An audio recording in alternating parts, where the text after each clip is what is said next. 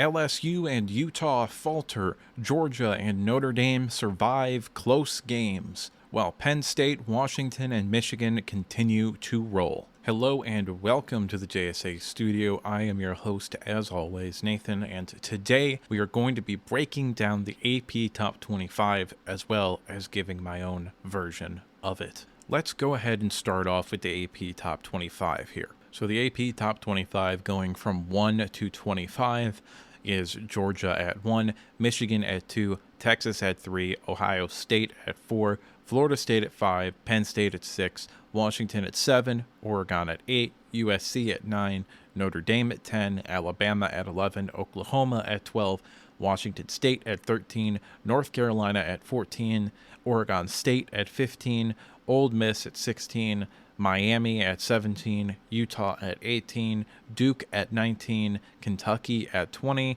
Missouri at 21, Tennessee at 22, LSU, who has no business being ranked, at 23, Fresno State at 24, and Louisville at 25. It's also worth noting that there was a greater distribution of number one votes this week than I think maybe we've seen in a very long time in the AP poll.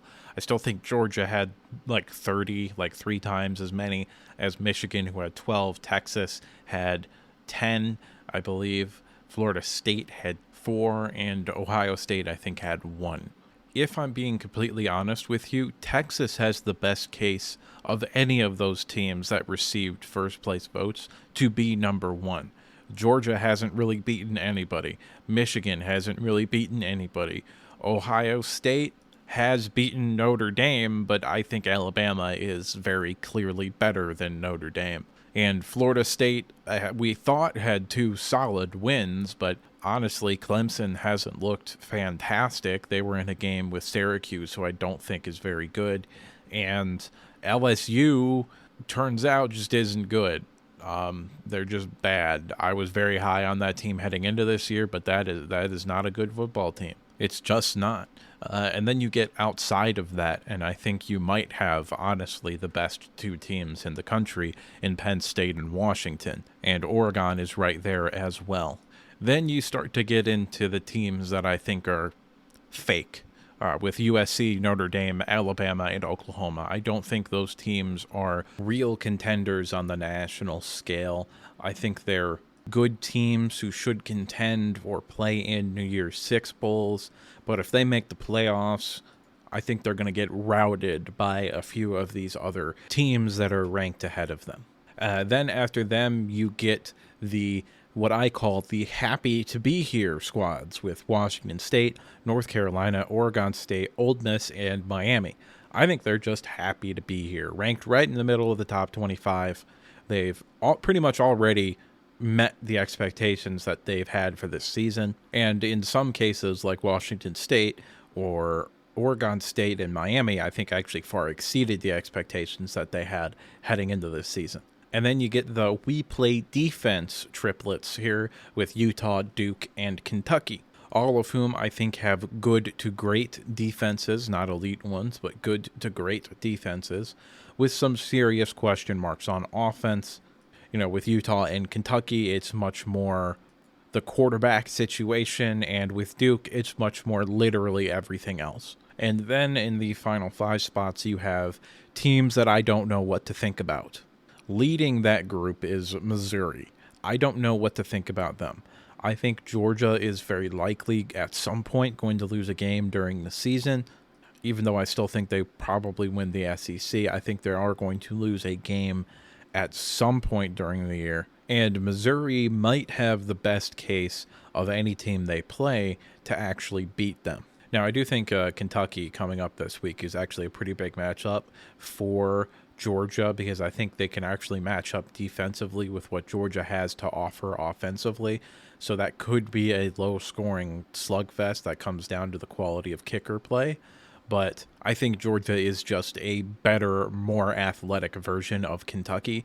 So I think Georgia is probably going to win that game. But you never know. I do like Mark Stoops. I think he's a phenomenal head coach and has managed to turn Kentucky into a legitimate and consistent program. I have very similar thoughts about Josh Heupel and Tennessee. I think Tennessee is still a team that has a tremendous ceiling. They lost in a rivalry game to Florida. Who really blames them for that? I don't really blame that on them. I think it was a rivalry game. Now, they're not a playoff contender and they're not going to win the SEC. They are a team that has the potential to put the fear in the two elite programs in the SEC right now in Georgia and Alabama. If they had a better receiving core, I think you could probably say they actually stand a chance of winning those games, but I don't think they have the talent necessary to win those games this year. Then at 23, you have LSU. The only reason LSU is ranked is because they were ranked highly to begin the year. They have no business being ranked. They are 3-2, and they lost to a contender in Florida State and a pretender in Ole Miss. I think Ole Miss is good. I don't think they're a great football team. I just think LSU's defense is very bad, and as much as Jaden Daniels has been phenomenal this year, they are not a team that deserves to be ranked or considered one of the top 25 best teams in college football. At 24, you have Fresno State, who is making a strong case to be the best Group of 5 team. And at 25, you have Louisville in their first year under Jeff Brom, really impressing me. I think Jeff Brom is a phenomenal head coach, and leaving the Big Ten was one of the best decisions he ever made because he was never going to be able to compete at Purdue, and he can legitimately compete for championships at Louisville. Two teams fell out of the AP Top 25 this week. That was Kansas and Florida, and two teams entered in, and that was Kentucky and Louisville. I thought Florida was fake the whole time. They probably didn't deserve to be ranked. Kansas, I think if they had Jalen Daniels, that game would have looked slightly different. I do think Texas still probably would have pulled away in the fourth quarter, but I think they probably would have scored maybe 24 to 28 points as opposed to just 14. Anyway, that was the AP Top 25 and my thoughts on the AP Top 25. Let's go ahead and jump into my rankings from 25 to 21. So my rankings kick off with what might be a bit of a controversial take. I have Texas A&M sneaking in at 25 as opposed to keeping Duke at 25. Duke is not ranked. Duke is one of the 4 teams that fell out of my rankings. The other 3 being Florida, Kansas, and LSU. And I do think Duke is a solid team. I just think these 4 teams that I had coming in who were unranked last week have proven more to me than Duke has. We give Duke a lot of credit for beating Clemson when they were a preseason top 10 team in the country. Clemson is not one of the top 10 teams in the country. They're not even ranked. Now, competing with what I do think is a legitimately very good team in Notre Dame was impressive. I think Duke is a good football team, but I can't keep them ranked because of a preseason top 10 win against a team that we now realize isn't that. At 24, I have Fresno State, which is a team that, again, I think is going to likely at this point in the year be the highest ranking Group of 5 champion and get that New Year's 6 bowl game. At 23, we have Ole Miss, who I didn't have ranked last week after they lost to Alabama because they did not look very good against Alabama. This week, it felt like they kind of got up to play LSU and they didn't get up to play Alabama, which was really weird. I don't know if there's like a psychological component with that where they knew that they couldn't compete against Alabama, even though they probably could because Alabama does not have the level of talent that they have had in the past. Either way, it doesn't matter. They beat LSU and they took LSU's spot in the top 25. The last team that I have ranked this week that I did not have ranked last week is Maryland. I think Maryland is a good team and a team that, not against Ohio State, but against Penn State or Michigan, actually kind of matches up pretty well and could eke out a major upset this year. I think Taulia Tagovailoa is pretty locked into that like bronze medal third place sort of situation when it comes to quarterbacks in the Big Ten. Like, I think J.J. McCarthy is number 2 and Drew Allar is number 1. I think Drew Allar is just on a different level from anybody in the Big Ten right now. And at 21, I have a sneaky team in the ACC in Louisville. Louisville does not play North Carolina, Clemson, or Florida State in the regular season. And you can argue their toughest 2 games are out of conference against Notre Dame this upcoming week and the final week of the season against Kentucky. So if they win the games that they probably should, which would be Virginia Tech and Virginia, and win 2 of their remaining 3 ACC games against Pittsburgh, Miami, and Duke, which is also fairly likely in my opinion, then they could backdoor their way, even at 9-3 if they lose to Duke and Kentucky, into the ACC championship game, and who knows what could happen then. They'd likely be playing either North Carolina or Florida State, but you have to play the game on the field. Even though I wouldn't pick them to win against either of those teams, you have to play the game on the field to see who actually would win. So Jeff Brom in Louisville might have something special going on this year. At 20, I have Missouri, who is maybe, if you want to say that they're the sneaky team in the SEC, I think you could probably get away with that because they are a somewhat surprising 5-0, but ultimately they barely beat a Middle Tennessee State team, which isn't very good, alongside barely beating a Memphis team that is having a down year and needing a last-second field goal to beat a honestly not that good Kansas State team. All that being said, I think they're going to win this week against LSU. I think they're a better all-around team than LSU. I think they can play defense a little bit, which is not something that you can say about LSU. And you can maybe say that this is like a good indication here, but they might play to the level of their competition. That's kind of what Alabama has also done this year, and they kind of use that in a negative connotation, and I'm using this in a positive connotation for Missouri, but I think they get up to play the better teams on their schedule, and I think this is going to be one of those games, and also perhaps a program building moment for head coach Elia Drinkwitz, who has had a phenomenal rise to national prominence in terms of the head coaching market for Missouri and this football team. Utah at 19 falls down 5 spots from where I had them last week. I was kind of already lower on them than the AP poll was, but I think this team is really missing Cam Rising, and at this point you have to wonder if Cam Rising is going to sit out the year and hope to get a medical red shirt and an extra year of eligibility so that he can return in 2024. Oregon State at 18, I couldn't have them ranked below Utah after they just beat them. But I really liked Oregon State heading into this year. I thought DJ Uyunglele was going to be a big contributor to them. I didn't necessarily think he would look as good as he has looked, but I was a big believer in this team, and they have kind of proven me right. I mean, they had a close loss to Washington State, who I do have ranked in the top 15, and now a really solid win over a consistent football program in Utah. Tennessee, I have 17 really just by default. They kind of moved up because other teams lost.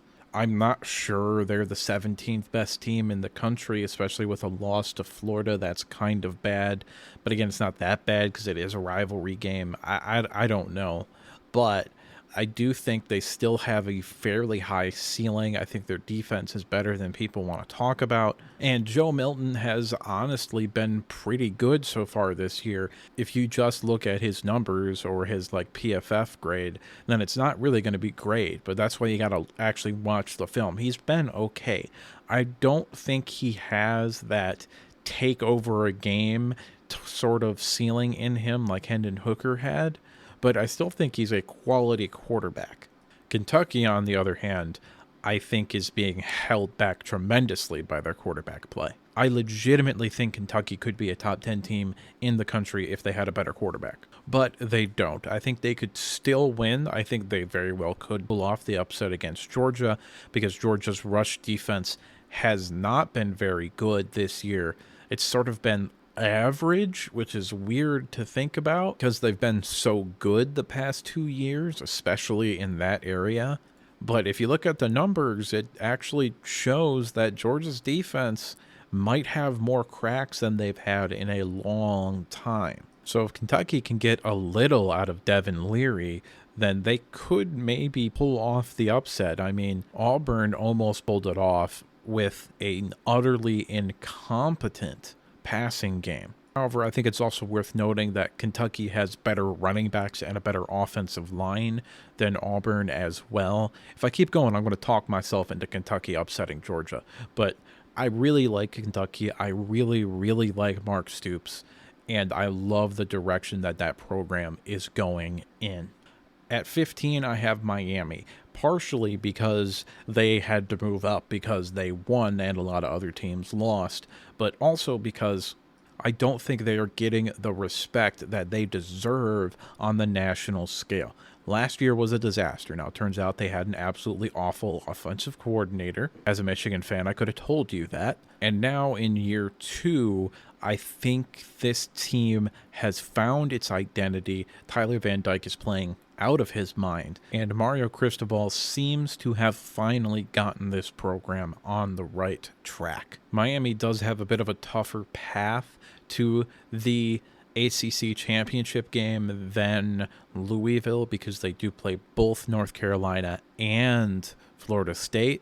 But if they can go 1-1 in those games and beat Louisville, then they've got a decent chance to make the ACC championship game. I have Notre Dame at 14. I think they're a phenomenally talented football team. I think they have one of the best offensive lines in the country. I think Sam Hartman is a borderline elite quarterback, and Austin Estime has been the best running back in football. But their coaching staff is holding this team back. They lost to Ohio State because they refused to give the ball consistently to their best running back, Austin Estime. They refused to utilize the play-action pass more, which was the only time they ever really had success, consistent success that is, against Ohio State's pass defense was when the play-action was going. And, it's hard to forget that the last 2 snaps of the game, they had 10 players on the field. So I do think Notre Dame is being punished somewhat by the fact that their coaching staff is not very good. I have Washington State at 13. They have an impressive win over Oregon State and a first-round caliber quarterback in Cam Ward. I think this is a very, very sneaky team. I don't think they're going to win the Pac-12, but I think they could pull off an upset or two in the Pac-12 and maybe even keep the Pac-12 out of the playoffs, as I think there's a fairly good chance that the Pac-12 has so many good teams that they're going to eat themselves alive. I have Alabama at 12, and the reason that they aren't ranked higher, even though this week they finally decided to run the football, is because I don't think Jalen Milroe can win a football game right now throwing the football. I'm also not entirely sure that they have the receiving talent necessary to be able to compete against a team like Georgia in the SEC championship game, or a team like Ohio State, or potentially even Oregon, Michigan, Penn State, Texas again, if they were to make the playoffs if they upset Georgia. And I have USC at 11. I am not high on this team. I think they are LSU, who hasn't played a tough schedule. And I think when they play a team that can consistently run the football and still be able to be effective in the passing game and keep the offense off the field, so if they do make a mistake and a drive is dead, then they can pretty much just win the game because they're scoring every time they touch the football. I think USC is in it for a rude awakening when that eventually happens. I think they play 3 or 4 teams that could potentially do that to them in Oregon, Notre Dame, and Utah, and also, depending upon your opinion, in UCLA. I have Oklahoma at number 10, and this is a team that has dramatically exceeded my expectations for them this year. I did not think Oklahoma was going to be even a competent football team because I did not and still do not believe in Brett Venables as a head football coach, especially in the SEC. This is absolutely a team capable of beating Texas and winning the Big 12, especially considering that the Big 12 is a much weaker conference right now than I think we had anticipated them being. I have North Carolina at 9, which is much higher than the AP poll. I believe in that team. I think that team is very likely to end up 12-0 heading to the ACC championship game against Florida State. Nobody's really talked about them as a potential playoff team, but they are a legitimate contender for the playoffs, in my opinion. And they also have a fairly manageable schedule when it comes to who they play and when they play those games. This week they play Syracuse, which is a game they should win, especially coming off of a bye week this past weekend. And then they have the big matchup against Miami, which might be the toughest game on their schedule. But it is at home. They then play 3 pretty easy games the following 3 weeks against Virginia, Georgia Tech, and Campbell before having a home rivalry game against Duke. They follow it up the next week by heading to Death Valley to play Clemson, and that is the game that I have circled. That, I think, is the one where North Carolina might end up losing because Clemson is still a tremendously talented team with NFL players all over that defense. So we're going to find out about Drake May a whole lot in that game. I already know Drake May is probably going to go with the second pick of the draft. He's extraordinarily talented and very, very, very good. But if he is going to be an elite level player, maybe even a Heisman contending level player, then I think he needs to show up and show out on the road against Clemson before ending the year on the road in another rivalry game against North Carolina State. But I think North Carolina State is in a little bit of a rebuild, so I'm not as worried about that game as I am Clemson, Duke, or Miami. But if they can win those 3 big games, or perhaps even just go 2-1 and end the season 11-1 or 12-0, they're likely headed to the ACC championship game where they will likely play Florida State. I have Oregon at 8 for the simple reason being I think they have the worst quarterback of the top 8 teams. Yes, you heard that right. You know Georgia is ranked ahead of these people. I think Carson Beck is better than Bo Nix. I just don't think Carson Beck has as much talent around him as Bo Nix. Now, they got a bye week this week before they play Washington in what might be the biggest game of the year in terms of the Pac-12, because whoever wins that game is going to become the favorite to win the Pac-12. It's also worth noting that Washington also has a bye week, so it's not like either team is getting an advantage. Now, I think Oregon has a better defense and a better run game than Washington. But I think Washington has a far superior quarterback and a superior receiving core than Oregon. I think you can make the case that Oregon is the best team in the Pac-12. And I think it's the easiest case to make is that Oregon is the best team in the Pac-12. I just think Washington has the type of offense where even if you play elite defense, it doesn't matter. I haven't really thought about that game so much because I'm focusing on this week right now, but that game is going to be really, really, really good and really, really, really important for the playoff picture this year. Penn State is the team that I struggle with the most in terms of rankings, because I think right now, based off of what I've seen from them and what I've seen from everybody else ranked ahead of them, I think they're better than all of them. I think they're better than Michigan. I think they're better than Ohio State, Texas, Florida State, etc. I have seen and am more convinced of them being an elite team this year than all of those other teams. But they also have James Franklin as their head coach, and I do not trust James Franklin to win big games. However, it's also worth noting that I didn't trust Jim Harbaugh to win big games until he won 2 of them, one in each of the past 2 years. And to be entirely honest with you, I don't particularly trust him to win big games now either, but at least he has shown that he can beat Ohio State, which is a big game every year. And speaking of Michigan, I do not know what to think of them. I think there's a very real possibility that they are a legitimate national title contender. I also think there's a very real possibility that they are the fakest team in college football and are staring down the barrel of 10-3 with a loss to Penn State, Ohio State, and a loss in whatever bowl game that they go to because Jim Harbaugh doesn't win bowl games. I don't know what to think about them. I will say this, every week since Bowling Green, I have gotten more confident in their ability to actually be a legitimate contender.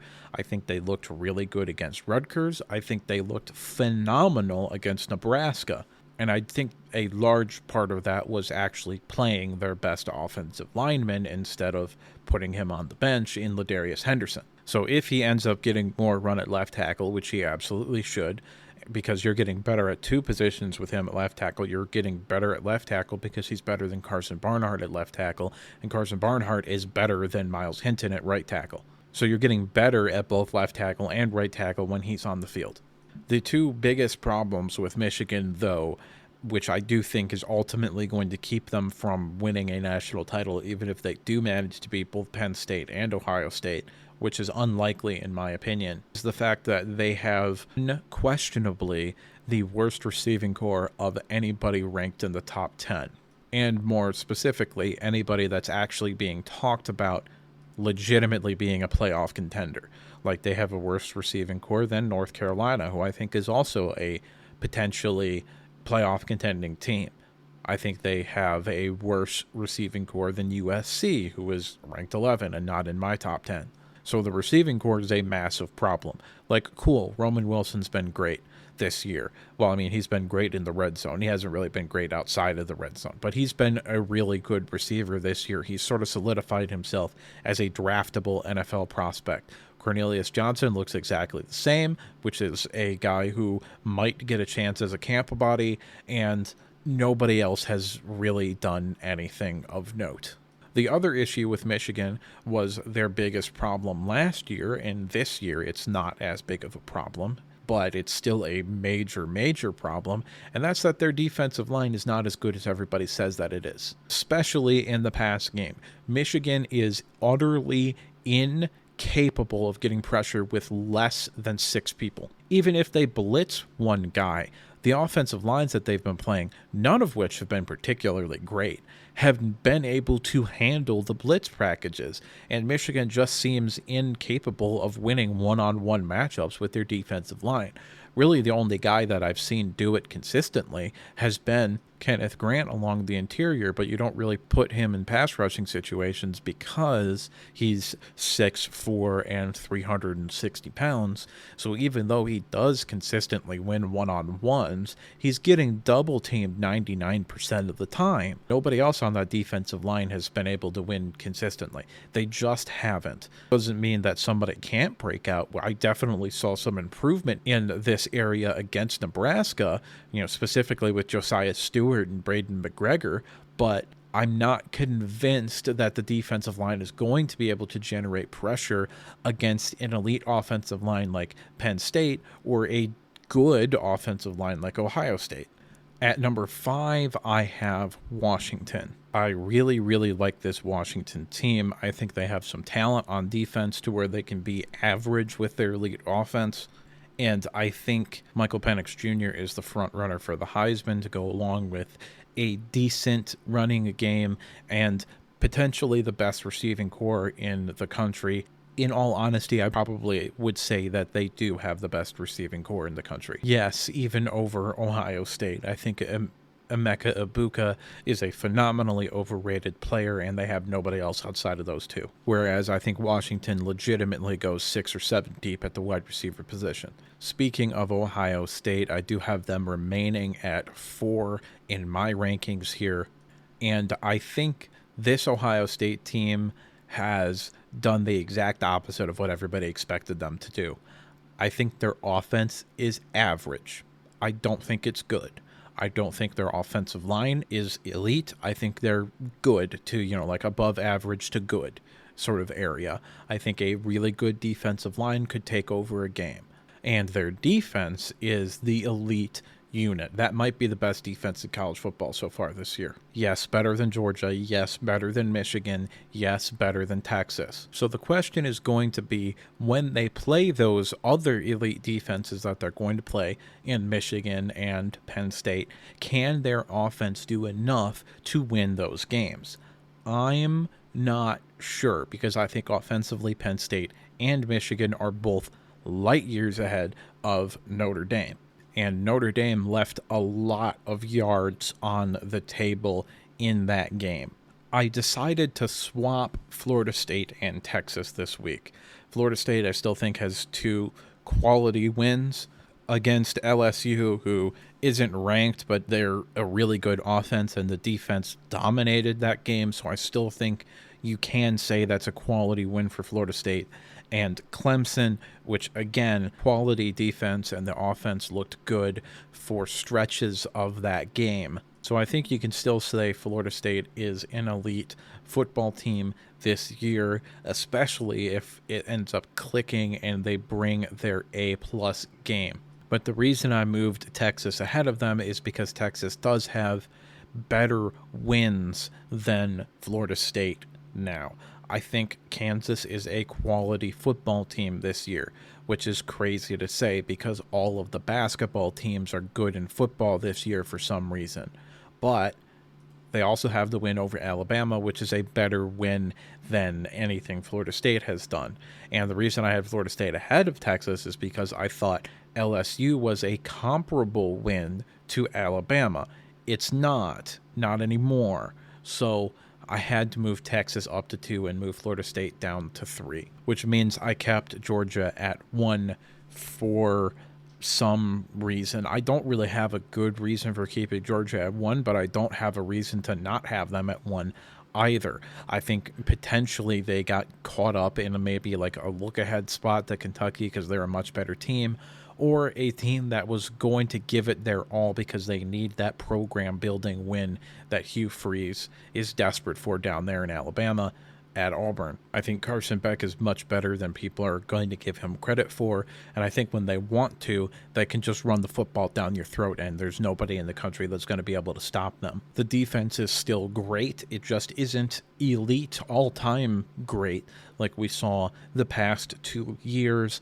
I still think there's a very, very strong case that you can make that they are the best team in college football, and because of that, I'm going to keep them at 1, at least for 1 more week. If they struggle against Kentucky and maybe they only win that game on like a last-second field goal or a last-second touchdown or something, then we can maybe have a conversation about moving Texas ahead of them if they beat Oklahoma. And unfortunately, that is all that I have for you today. So I'm going to go ahead and ask you to like if you liked the video, subscribe if you want to see more content like this, and if you disagreed with me at any point in the video, or if you want to show me your top 25, go ahead and leave a comment down in the comment section below. Let's just remember to keep it civil. After all, what do I know? I'm just some asshole on the internet giving you his opinion, and I'll see you next time.